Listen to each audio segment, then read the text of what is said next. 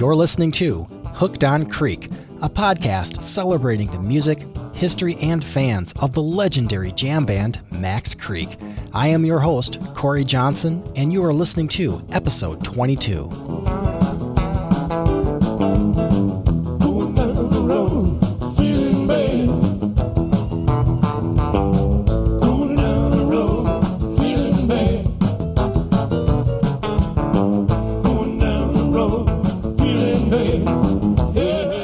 Thank you for joining me on episode 22 of Hooked on Creek.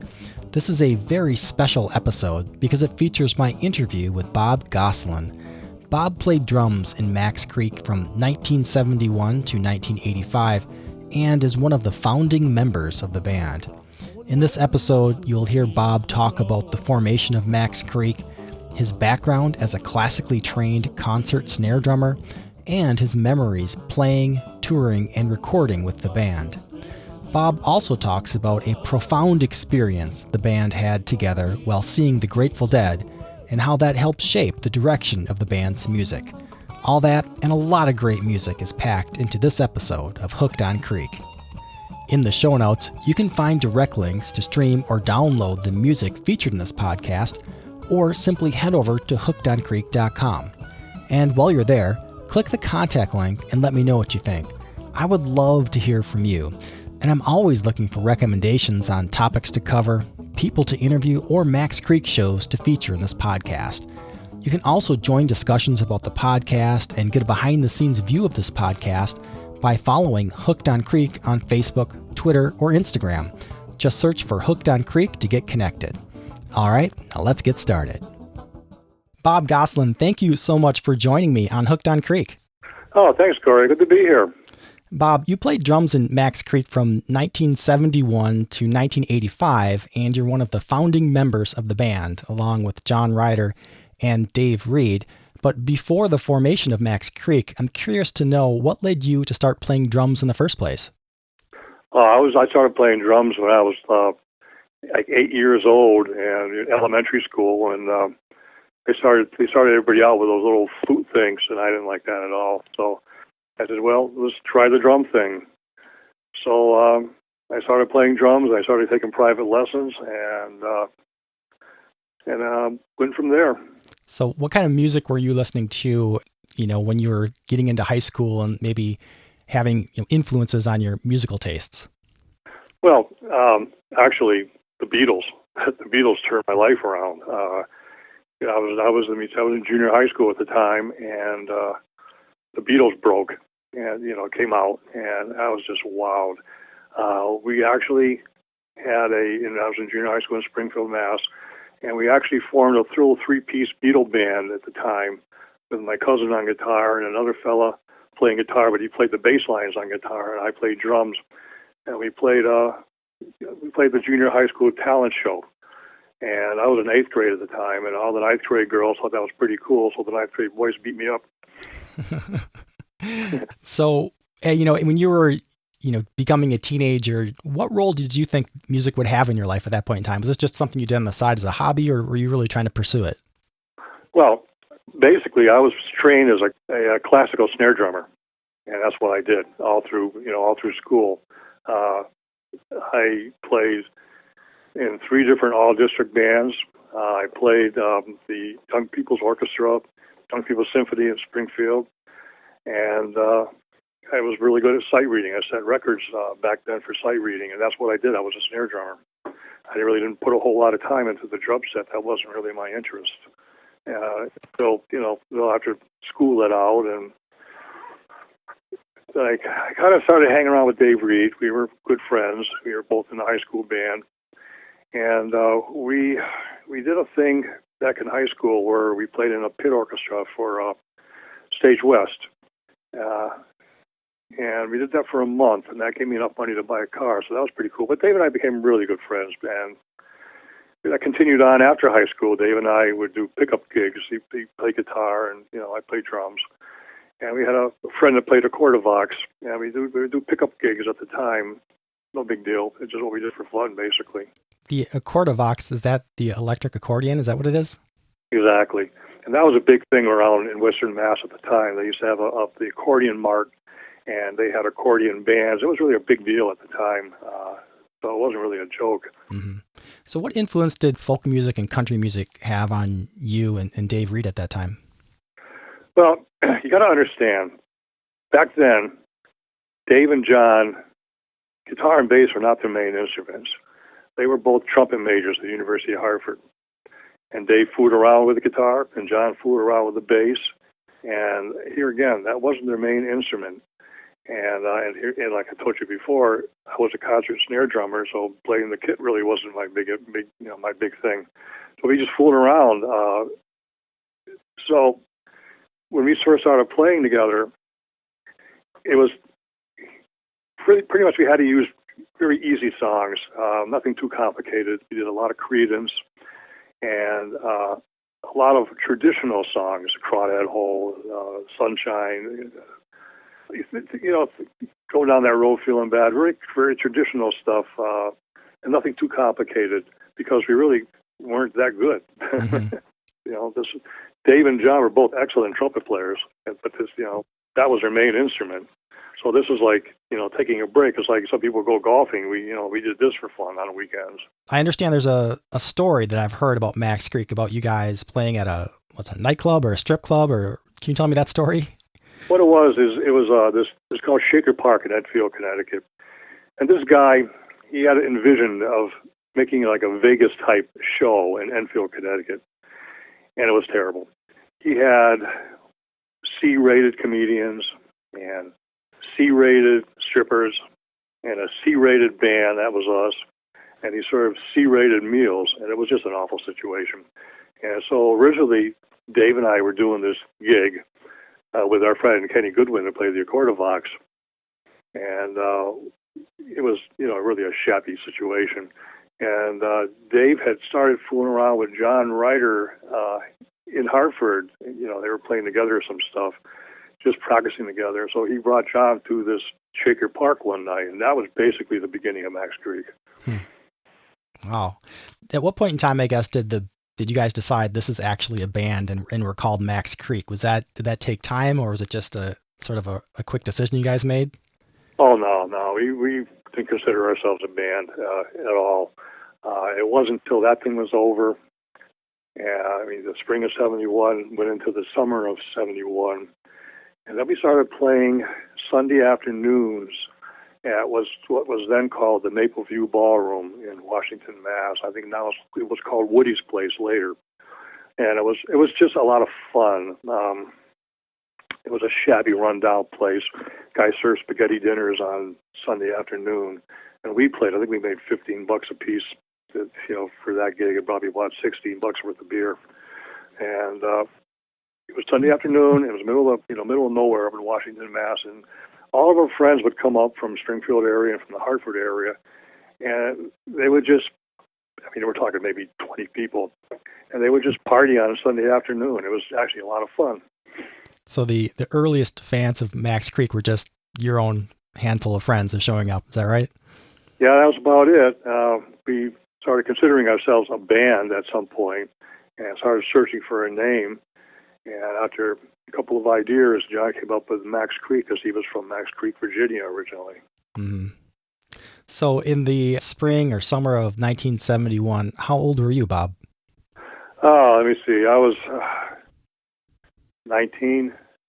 Yeah. Yeah, these guys were 20.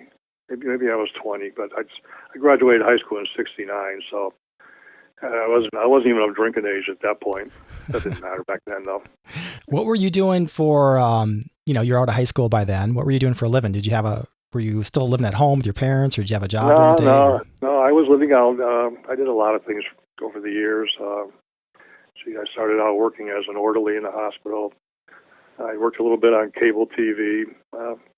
Whatever I had to do, Mm-hmm. Yeah. Scott Morelski first began playing with the band, I think, in 1972, and then joined the band in 1973, the same year Mark Mercier joined the band. What do you remember about your first impressions of meeting Scott and Mark and playing with them at that time? Well, Mark came in. It was I'm sure you heard the story. David had an appendectomy, and he was tied up for a few days in the hospital. We had a gig at I think it was called the Other Horse in Manchester, Connecticut, and John talked Mark into sitting in. And here again, some people were playing was not all that complicated. We started doing a couple of original songs back then, but it was still pretty easy stuff. And Mark sat in with us. And back then, Dave was giving Scott trumpet lessons. Scott was still in high school, and Dave was giving him trumpet lessons. So I was over at Scott's house one day giving him a trumpet lesson. Scott pulled out a guitar and started playing a few licks on it. And Dave goes, "Wow, this kid can play guitar." So we were living in a house back then. All of us were living in a house in Feeding Hills, Mass, and we practiced down in the cellar. So Dave asked Scott to come down and sit in with us. So he did, and that was that gave a whole new whole new sound to us. Having the acoustic guitar and electric guitar playing. So that was pretty cool, and Scott started playing some gigs with us until they found out how young he was, and that kind of ended that for a while. Yeah. So Mark and Scott obviously added more sounds to the band and writing, and the band started to evolve from that point later into the 70s. When you look back at that time in your life in the 70s, what was it like to be a drummer in a band at that point in time? You were young, you were probably traveling and, going out to nightclubs and bars and probably having a good time. Is that right? That was all it was. It was a good time. It was just what we did for fun. We played our songs and we drank our tequila, and we had a blast. We probably shouldn't have been driving home, but we did. That's what you did back then. But that's what we did for fun. Yeah. So as you guys approached, later on in the 1970s, you guys put out a record in 1977. Rob Fried joined the band later on in the 70s, and you started to really, solidify yourself as a band in a way. What memories do you have around that period in time when that first album came out? Well, before that, not too long before that, we started taking it more seriously. Back when we were playing the Rockin' Horse, it was just a big joke. Just get drunk and play our tunes and go home and do it again next week. But before the first album came out, we started taking it more seriously and, actually approaching it as a band and, stop getting so drunk on stage and stop clowning around. And so, it was about that time, we came up with the first album. Rob had joined, which was that was a great thing. Rob was great. And he added so much to the band. So everything changed. As time went by, everything changed and started getting more serious. Mm-hmm. As a drummer, I'm curious to know, what was it like to have that additional person in the band who's playing percussion? Did that free up some space for you? Did it add another dimension to the band? What was that like, I guess? Because that seemed to be a big change. Well, one thing that you have to learn as a drummer or any musician is less is more. It seems like musicians all want to try to fill in every note, try to play everything, and show everybody how great they are all the time. And you really can't do that. You really just got to lay back and let it fall together. And when Rob joined, and he added so much fill that we could all, not myself in particular, but all of us lay back and just play the necessary notes to make the song work, and Rob's fill, just took care of the rest. It kind of taught everybody a lesson, I think, that less is more. Kind of like how reggae just falls together and no one's playing a whole lot, but you listen to it, it all just drops together so perfectly. Mm-hmm. At this point in time in the band, was the Grateful Dead an influence for you personally or for others in the band? And I'm curious if you saw the Grateful Dead during that period. Yeah, we went to see the Dead, that band that played Casey Jones, that band, That's all it was to me. And we went to see the Dead at Dillon Stadium.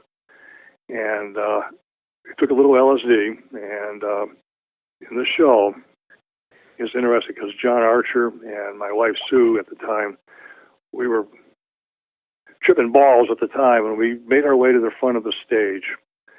And we got to the front of the stage, and just as they pulled out of a jam and slammed back into playing in the band, and I just went, oh, wow. It's one of those scenes in your life that you never duplicate. It's like all the corn stalks lined up, Mm-hmm. And that had a profound effect on me. But that concert had a profound effect on everybody in the band, because we all kind of went home and went, oh, wow. And we all had the idea of, let's try to jam. That's what everybody was impressed with, is how they can jam out there. They do this free-form jam and just move the music around without any structure to it. So that's something we wanted to try. We tried it. So the Grateful Dead's influence on Max Creek is something that's long been discussed, right?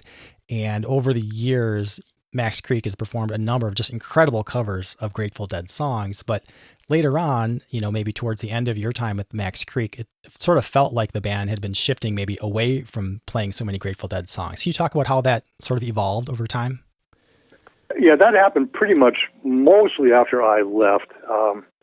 We were at the time infusing a lot of original material, but we also played a lot of Dead. And you got to understand that we played Dead because it's so much fun to play.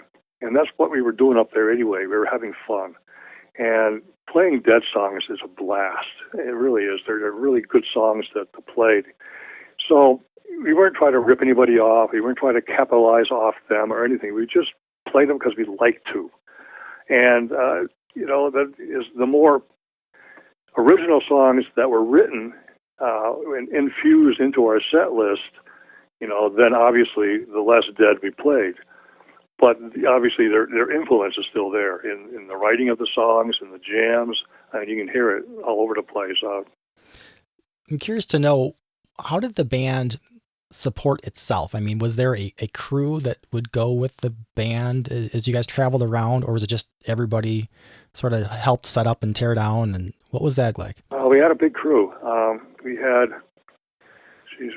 John Archer on the sound, and Linda on the lights, and then we had usually 2 or 3 crew members that would go ahead of time. At the time we were hauling around a huge PA system, and we had a 26-foot truck, and they would go ahead of time and set up.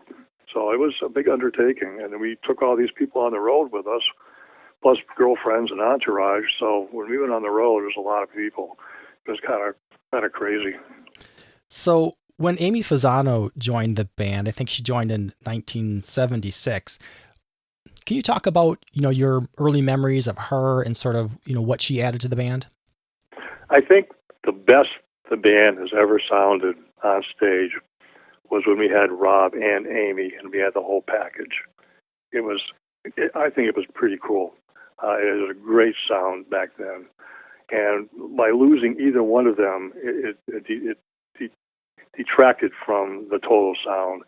And I mean, I know the band sounds great today, and they've always sounded great no matter who they have playing drums. But I thought that was a really good era, with Amy singing her harmonies and with her lead on certain songs, and of course Rob. That was my favorite time of the band. It hasn't been equal since, as far as I'm concerned. Mm-hmm. How would you describe a Max Creek fan, at least during your era with the band? What was the audience like? Who were these Creek freaks who'd show up to see you? Well, it started out with our friends, and we were all back then. We were all, peace, love, and tie-dyes. Back in the 70s, and our friends were all that way. And then as we started playing more Dead, we started picking up Deadheads coming to hear us more and more. And here again, like I said, it wasn't our intention to rip them off. We just liked playing the tunes, but the end result was we ended up picking up a lot of their audience. So that's what you had. You had a lot of Deadheads showing up. I think now in the 2020, you have a lot of people wearing their grandparents' clothes at Creek shows. Tie-dyes and bell-bottoms, and like, where'd you dig them out of a trunk someplace or what? But a lot of the kids, going to the shows now, their parents and grandparents were at the shows. you were with the band up until at some point in time in 1985, you left the band. Can you talk about what led to your decision to leave the band in 1985? Mostly financial. I had a son. My wife and I had a son, and I lost my part-time gig. Everybody back then had to have some other kind of income. The band wasn't going to pay the bills, and my part-time job was with my dad. He had a small TV sales and service shop, and when I wasn't on the road playing, I could work for him, and that way there I could at least support my family. When he died, and I sold off the business, got rid of the business, that ended my part-time gig. And I was relying only on the band, and we were starving, virtually starving to death. I couldn't support these people, and I had to make a decision. And I had to make a decision for my family, and that was cut and dry. I had to. So I had to leave the band and do something else. Mm-hmm. So when you look back at your time in the band, are there a couple specific memories that really stand out to you, that you remember fondly as far as you being in Max Creek during that time? There's too many to even begin. I don't know where to start. There were certain shows that were memorable. Certain shows we played with other bands that were memorable. There's some funny things that happened. I remember one time we were heading up to Mount Snow in the blizzard. This is back when you fit everything into Dave Reed's van, and the windshield wipers broke. So we tied ropes to the windshield wipers and through the vent windows of the van, and we pulled the windshield wipers all the way to Mount Snow in a blizzard and back. Yeah. It was a ride. When we got there, we played. I mean, there's always, the show has to go on type of thing. Other time, Dave Reed's van had broken down, and we were playing in South Hadley High School. And so we tied all the equipment on the roofs of our cars and drove to South Hadley High School in the blizzard, of course, and played that show. It seems like we're always traveling in a blizzard. I don't know why that is, but I mean, there was one time we played someplace in Wallingford, Connecticut, some bar in the middle of a blizzard. There was all of 5 people in the audience, and I was kind of pissed because, that we even did it, that we even drove all this way to play this show for 5 people. Because you got to understand, no matter what the contract says, what comes in the door pays the band. Mm-hmm. And if nobody comes in the door, the band doesn't get paid. And then what's a contract? What, a piece of paper? What are you going to do, sue them? So I was pretty pissed off that we actually did that. I said to Linda one time during that show, "This is the stupidest thing Max Creek has ever done." And it was. Yeah. We played Block Island once. This is really rough. We played Block Island. We never made a bunch of money at Block Island. It was kind of like our vacation. And then after that, we went up to Maine to play a couple of shows. And I think it was Hurricane Gloria hit. And here again, we had 5 people in the audience. We were there, hook or crook, we were there, played to our 5 people. Of course, we didn't get paid anything for being there. And then we drove all the way back down to Connecticut to finish the 2-week tour, and they had no power. So we didn't play at all. So I came home after 2 weeks being on the road. I couldn't make rent. Yeah. Like, oh, this isn't good. Yeah. So when you see Max Creek today, nearly 50 years later, right? What do you think is so special about Max Creek that this band, in some form or another, has stayed together that long and has maintained an audience for that long? And what do you think is so special about this band that they've been able to last? Well, I think the front 3, John and Scott and Mark, they've gotten to the point.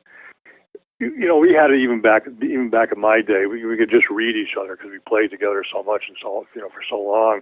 But now, many years later, these guys can just read each other. And they can take any good set of drummers and after a little bit of time, feed them into to the situation. But it's the 3 of them that make it. And their ability to just play together and feed off each other. Mm-hmm. So, Bob, I wonder, nowadays in your life, do you tell your friends about the time that you were the drummer in Max Creek? Is that a story people like to hear you tell? Not really. Most of the people I'm in contact with today have no idea that I was ever in a band or anything like that. I know that before I retired, my last 10 years of work, I worked as a dispatcher for the Agawam Police Department, and it took them a while to figure out who I was. Once they did, it's like, oh, really? They never let me forget it either. Yeah. Well, I'm wondering, do you have any favorite Max Creek songs that you still enjoy listening to now? I got to think on that for just a second. I think one of my favorite song, and is actually my favorite recording, is the second album, the Rainbow album. And I think the recording of The Field into Rainbow is timeless. And, the few times I get to play with the band, I love it when we can actually play Field into Rainbow. I'll tell you a story of how that worked out. Is we were in the studio, we were playing Field, and we jammed off Field, and we jammed the jam, and we dwindled it down, and we get a little tired, and we go, okay, let's kind of knock off for the night. So we left. The next day we came back in and picked it back up. Picked up the jam and jammed out of that into Rainbow. And it's kind of a two-session thing, and it came out beautifully. Yeah. Wow. Like I say, the second album is still the best Max Creek album, to my mind. Mm-hmm. Do you still follow Max Creek pretty closely as far as, where they're going and who's in the band, or is that something that you just kind of set aside and every once in a while you pay attention to? No, I follow it. I follow what's going on. I try to make one or two shows a year, especially, I live up in Deerfield now, Deerfield, Mass, and I'm retired, and it's a great life, let me tell you.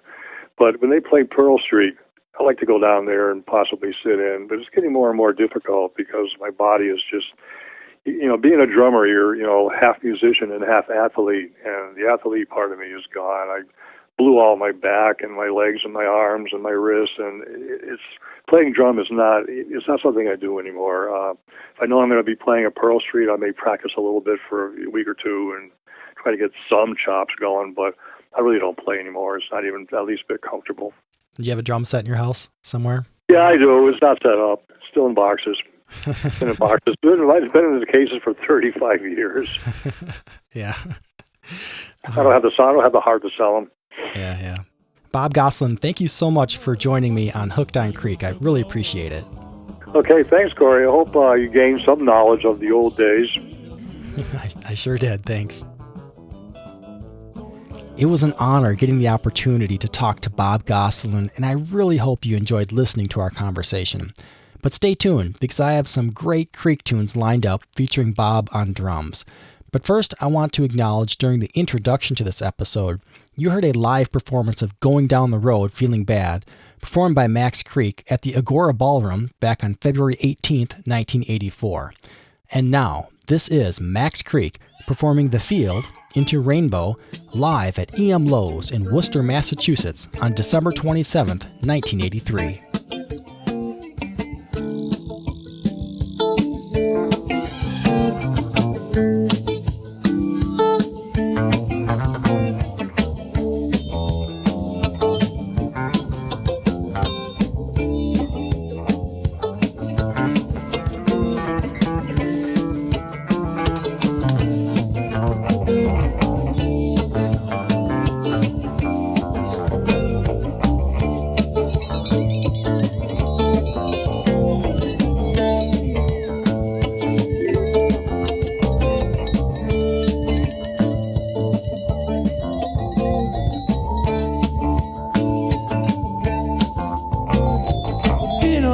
Another child, a different style of California.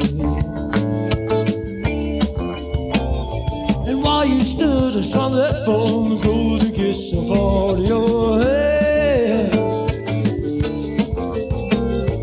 When you turned, I stood there watching, piercing love, blackness in your eyes. When in a dream, all that seems as real as it can be to the wise.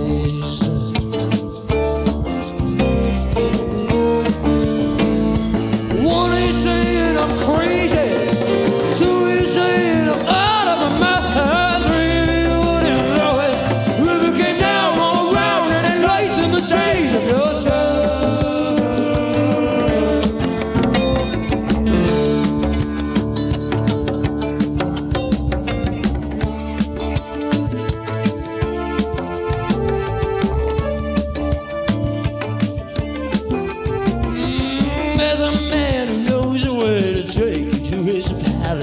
in the sky. If you are one and you are chosen, he will teach you how to fly. When you see the earthbound colors, will you hold your wild or we fall? There are men who know the stories, few men know their fall.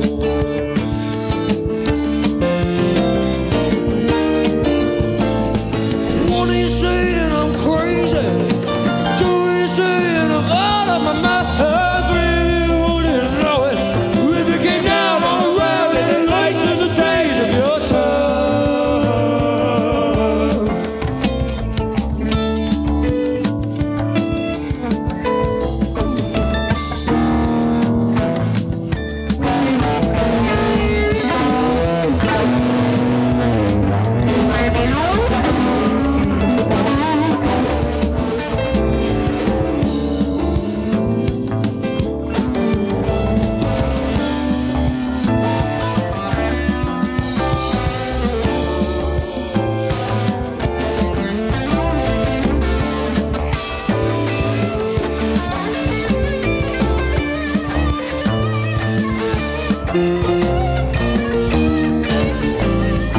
In a field, another term, a different sky, down upon the rain.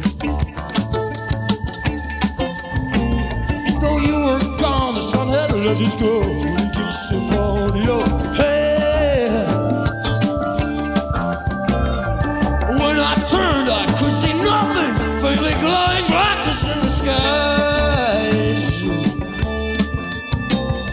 When in a dream, all that seems as real as it can be to the wise. Dreaming all these seems as real as it can be to the wise. When in a dream, all that seems as real as it can be to the wise. In a dream, and all these seems as real as it can be to the wise. When in a dream, and all that seems as real as it can be to the wise. In a dream, and all that seems as real as it can be to the wise. When in a dream, all that seems as real as it can be to the wise. In a dream, and all that seems as real as it can be to the wise.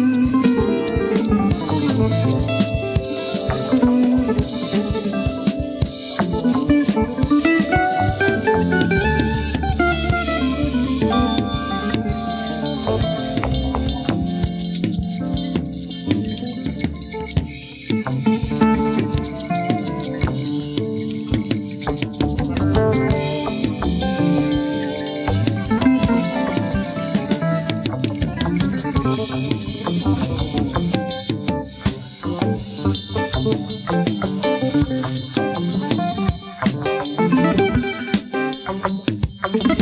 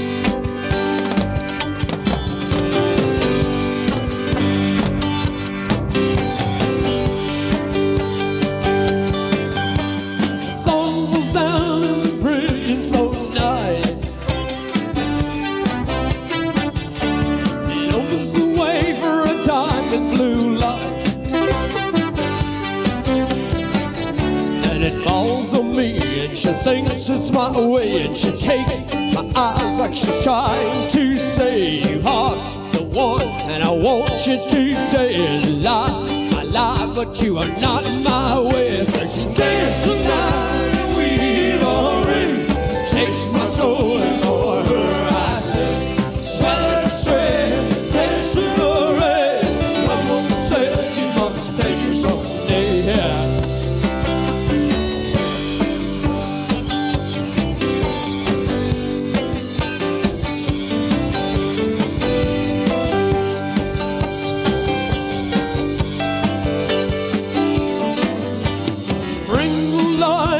Rainbow lights sparkle the eyes of a warm red side.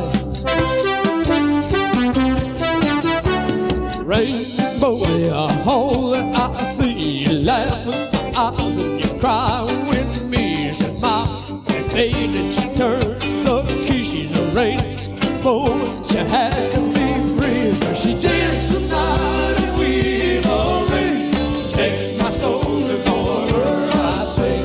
Sweat, sweat, dance in the rain. Someone said you might take it someday.